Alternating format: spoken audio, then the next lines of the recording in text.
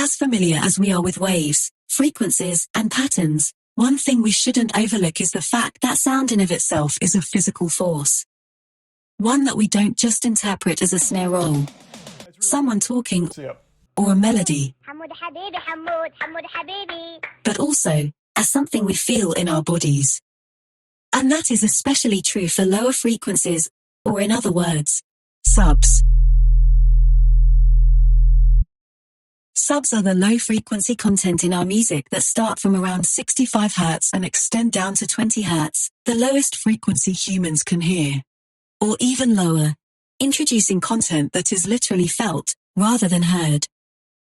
Just like how every other sound consists of sine waves split into the fundamental and multiple harmonics, played together at different volumes and phases, more aggressive or driven subs like 808s or crunch basses are built on the foundation of a fundamental frequency, and one or more harmonics.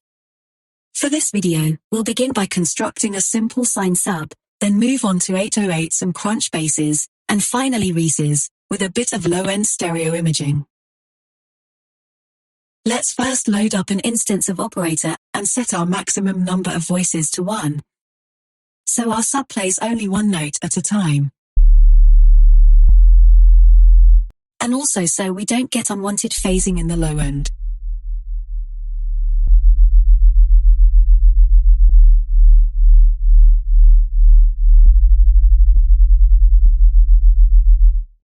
We now have a sub bass in its most basic form.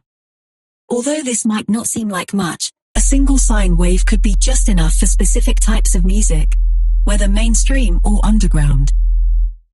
A good example of this would be how pure sine waves are used as subs, in rhythm or trench, a genre more or less based on individual and unique sound design. Now let's say we want to add character and tone to our sub. This is where harmonics come into play. Let's set the algorithm to have all 4 oscillator outputs be summed together, instead of frequency modulated, and turn on oscillator B. The coarse frequency knob in operator determines what harmonic the oscillator produces in relation to the fundamental of the note. Simply put, the frequency produced is the coarse value multiplied by the fundamental frequency of the note. So if we play an A4 note, which is 440 Hz, and have the coarse knob set to 2, the oscillator would produce an 880 Hz tone.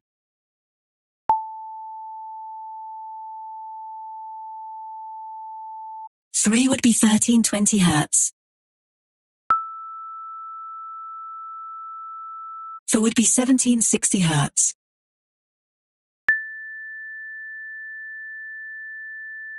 Etc. For this example, let's set oscillator B's coarse frequency to 3, turn up the level and match the ADSR envelope to oscillator A's. We could also tweak the phase of oscillator B to get a more interesting shape.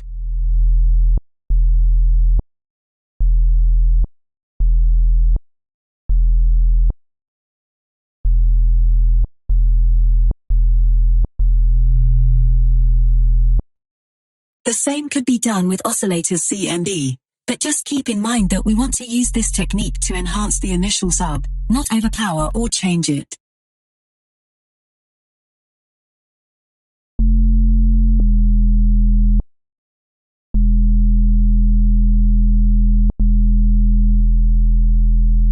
But in the end, the choice is yours, so do whatever you want. Additionally, we could introduce a pitch envelope to give our sub a transient, or an attack whenever it's triggered, just to give it some oomph.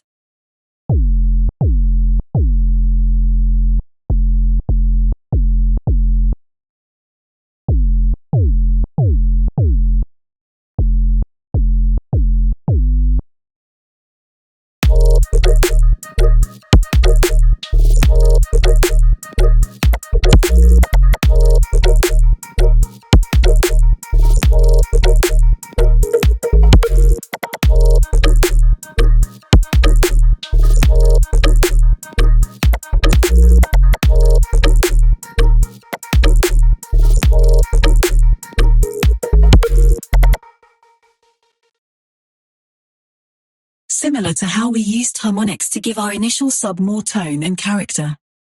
808s and crunch basses do the same thing, but to a much greater extent.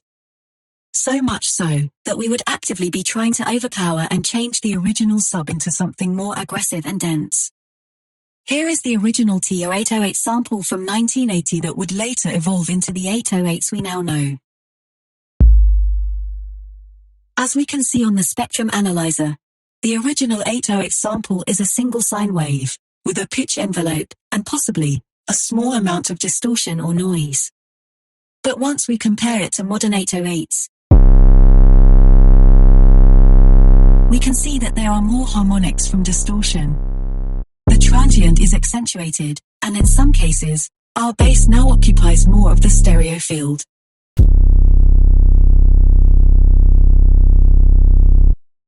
Because the word 808 is now more of an umbrella term for different flavors of saturated subs, we'll construct more of a general example of an 808. Since we've concluded that modern 808s are more driven and exaggerated versions of simple subs, we pretty much just need a single oscillator and some form of distortion. This could be a saturation plugin, a clipper, wave shaper, etc., but for this example, we'll be using Ableton's stock saturator plugin. Again, we'll introduce a pitch envelope to give our sub an initial hit.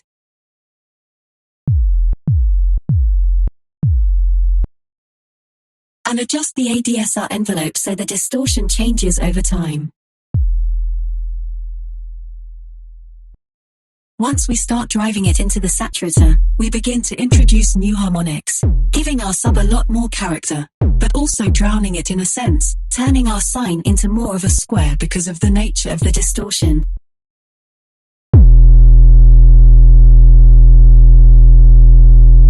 To fix, or better yet, mold this into something softer, we'll use an EQ to take away or tame specific frequencies so we get a more rounded 808.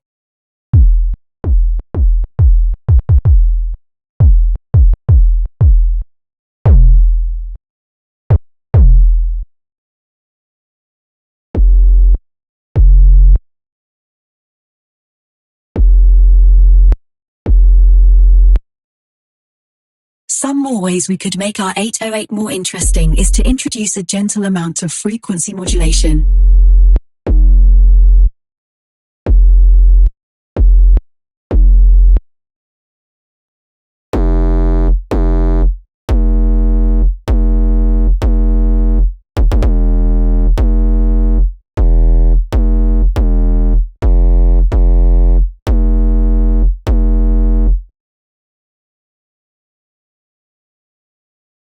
And stereo widths.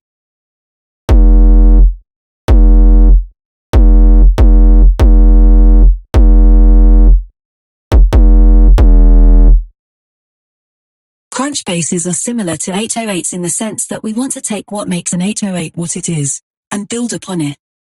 Just like how modern 808s are evolutions of the original. The only difference between crunch basses and 808s is the fact that there needs to be noise before the distortion to get the fiery buzz that crunch basses are known for. And crunch basses are typically sustain basses, meaning the sustain option in the ADSR envelope should be at 0 dB, and the release should be reduced to the point where there's no bleeding.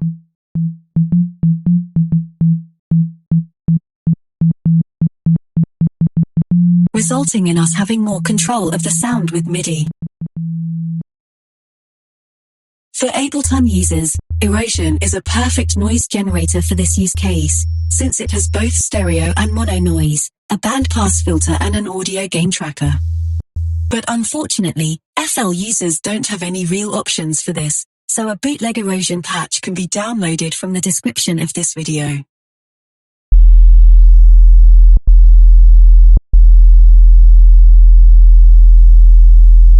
Unlike having to just set a saturation knob, we now have to balance the level and cutoff of the noise as well as the saturation amount for both the sub and the noise.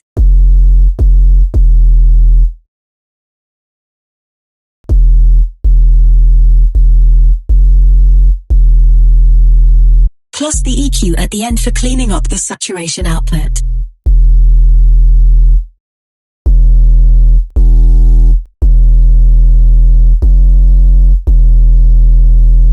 Just as there are different flavors of 808s, there are also different flavors of crunch basses. Some are gentle. Some are buzzy. Some just use the noise as a sort of stereo layer for the sub. Some even use a saw wave instead of a sine. While dialing in the saturation and noise amounts, keep an open mind for whatever the resulting sound might end up being.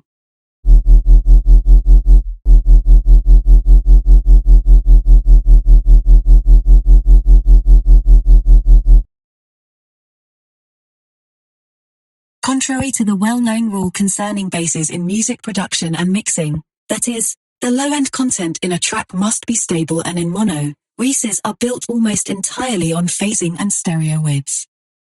Pretty much going against a widely accepted rule or practice.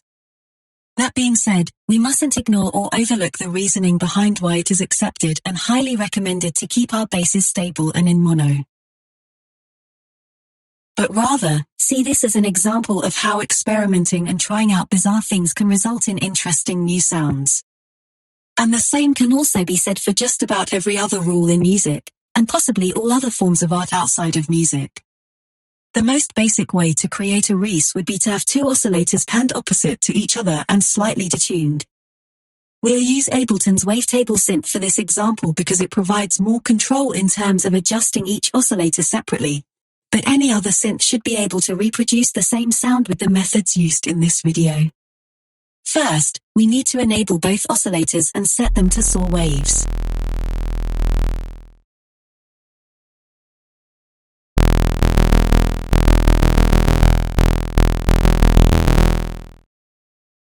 Because we want the two outputs to phase together, resulting in a sound that can be described as two saw waves rubbing each other. Both oscillators need to be set to the same waveform. Next we'll pan oscillators 1 and 2 left and right respectively. Preferably an equal amount not too far apart, so our bass doesn't feel lopsided. Now our reese has started to occupy a bit of the stereo field, but only a small amount. So small in fact, that taking away the mids causes the overall level to drastically drop below -50 dB.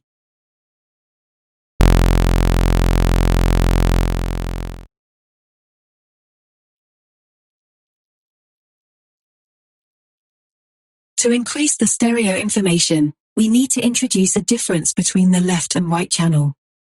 And in this case, that would be as simple as tweaking a single knob or slider on either oscillator since they've now been positioned on opposite sides.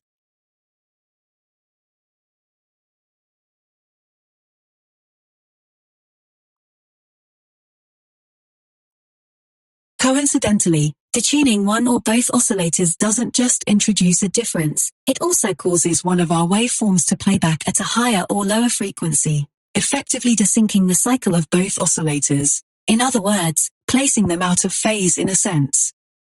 And because we still have both saws occupy the mids, we also get a rising and falling tone in our bass.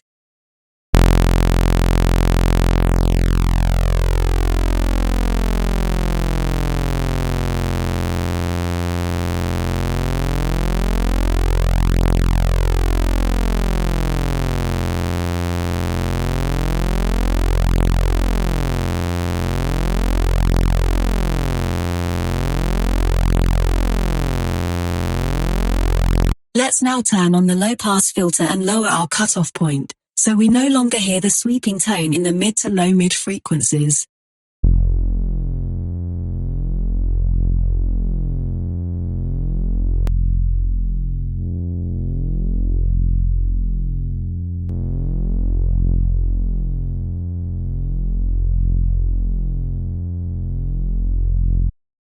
A somewhat unrelated tangent.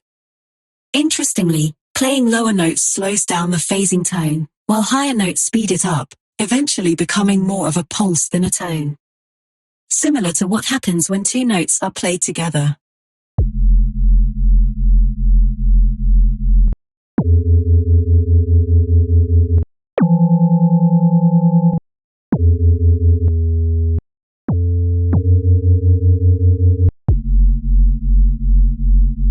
The frequency of the pulse is the same as the difference between the two waveforms.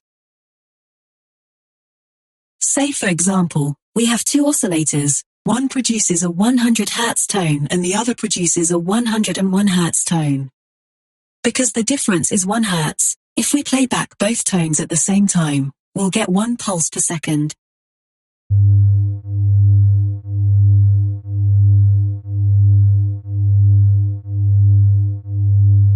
If the difference was 2 Hz, we would get 2 pulses per second, etc.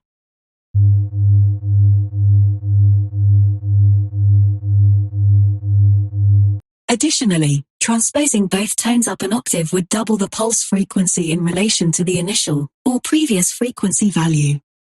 This is because by moving the original tones up in octaves, we're basically multiplying them by 2 each time we do so. In the case of our initial example, moving the tones up 1 octave would multiply them by 2, resulting in the difference being 2 Hz, as we're now dealing with 200 Hz and 202 Hz.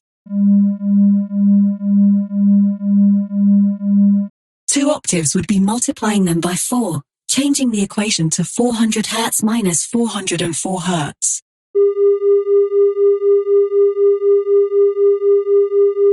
You get the idea. No articles or forums discussing why lower notes begin to produce a sweeping tone were found, but a theory could be that the sweeping tone may have something to do with the harmonics of the 2 waves fading in and out due to phasing. This is because the sweeping tone only occurs when using a waveform with a really high number of harmonics like saws and never in sines or triangles. Tangent over. Although the reese provides more stereo content and a new sense of motion to the low end of our track, we can see that along with these new characteristics, our bass, more specifically our fundamental, is now unstable, which could create issues with compression and limiting during the mixing and mastering phase, possibly resulting in unwanted distortion and uneven gain levels, considering the fact that the bass typically takes up the most amount of headroom in the mix, and also cause the low end to feel unbalanced. Plus, there is now a chance that our reese periodically dips out in volume, or is flat out gone when played back on speakers in clubs or live shows due to the difference in the left and right channels. Hence why we still want to follow the rules, at least to an extent. Because the movement and width of our bass is what makes it a reese, we want to focus more on fixing the subtone, because it's the fundamental and loudest part of any bass, without taking away too much from the sound. We could try using compression to stabilize the level, but as we can see, it really doesn't do much to help.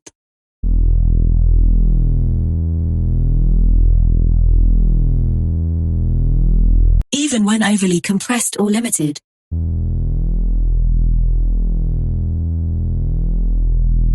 We could also try compressing just the very low end.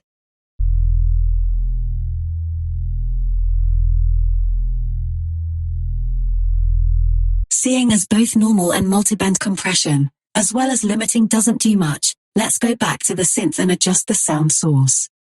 To be more specific, we're going to remove the fundamental of both saws and have a third oscillator fill up the space with a single direct sine wave. Unfortunately, Ableton's wavetable synth doesn't give us the option to mess with the harmonic distribution of waveforms, unlike Operator. So, for this portion of the video, we'll be using Serum. But everything shown can be replicated in any popular digital wavetable synth. Let's start by opening the wavetable editor. Each bar, or bin, represents a single harmonic in a waveform, with each bin number corresponding to the equal harmonic number. The top portion controls the individual levels of the harmonics, while the bottom controls the phases. Let's take out the fundamental by lowering the first bin to 0%, and doing the same to the second oscillator. Alternatively, if we were working with a wavetable made up of multiple waveforms, we could simply use the process option to remove all fundamentals at once. Looking at the spectrum, we can see, and of course hear, that our reese currently lacks its subtone, but we can easily give it a new one by enabling our third oscillator and having it go directly out. Now the core of our reese, the sub, is stable, and not only that, but we still have both the movement and width in our bass.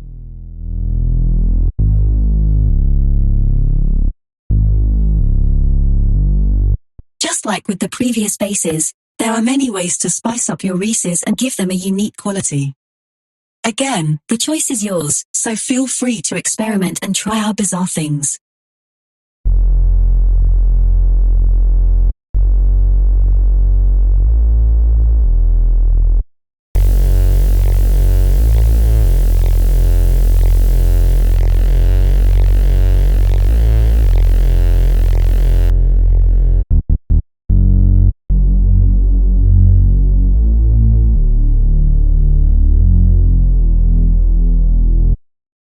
Hopefully this video has shed a significant enough light on the topic of subs and low-end frequencies, or has at least introduced you to something new and interesting. Thank you for watching all the way through. If you'd like to see more in-depth content like this in the coming weeks, subscribe and like the video. Please share your questions, thoughts, or theories on anything that we covered today in the comments, as well as video topics you'd like us to go over in the future. Bye.